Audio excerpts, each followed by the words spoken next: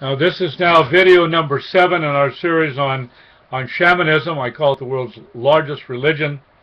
And I want to mention just a few side things that have to do with shamanism.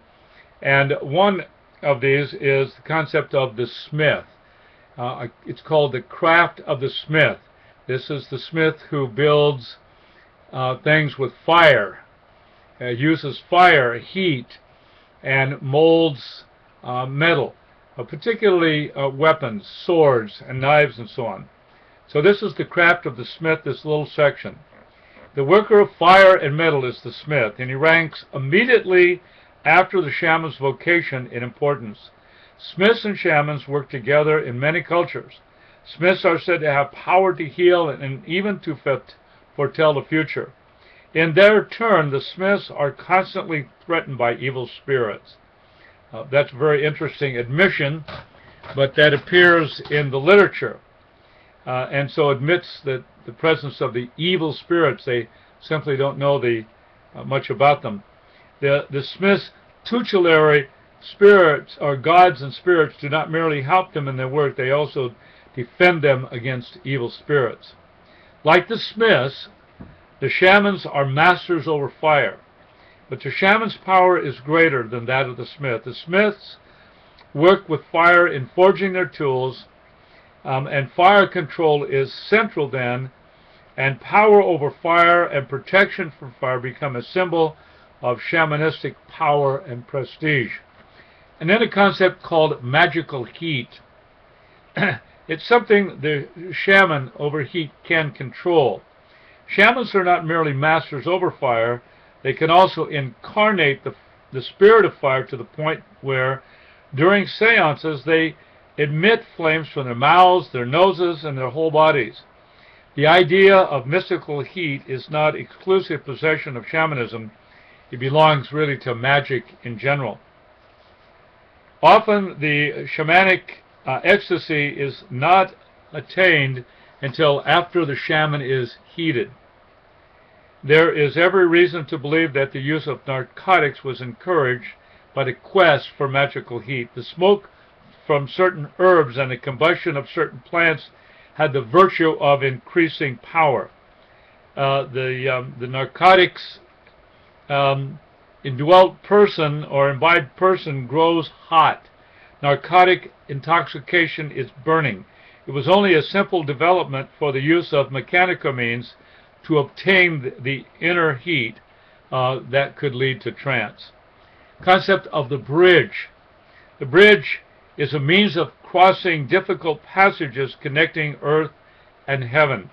The living pass from one to the other without encountering any objects. That is a long time ago.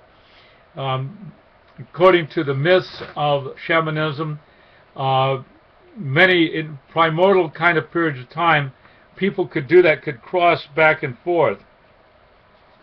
But when a person died, that bridge was broken off and they could not cross except in the spirit, that as either dead or in ecstasy.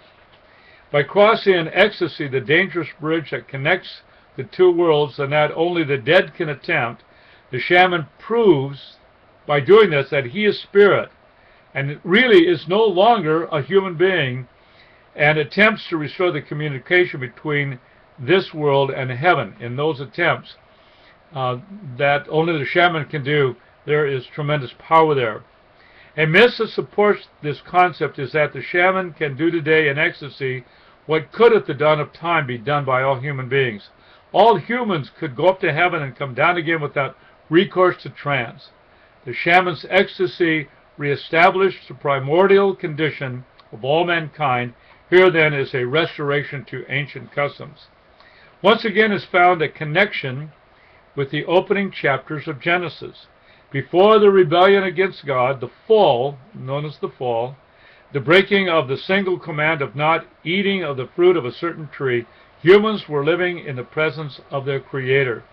All their needs were met and they had peace with each other, were comfortable in their environment, and even talked with God. But when this paradise experience ended and the disobedient creatures made in the image of God then were forced to leave. For the shaman in ecstasy, the bridge, the tree, the vine, the cord, which connected earth with heaven, does so once again, even if just for an instant. And then is the concept of the ladder. A ladder. The ladder concept is another means to the sky. It is another road of the dead.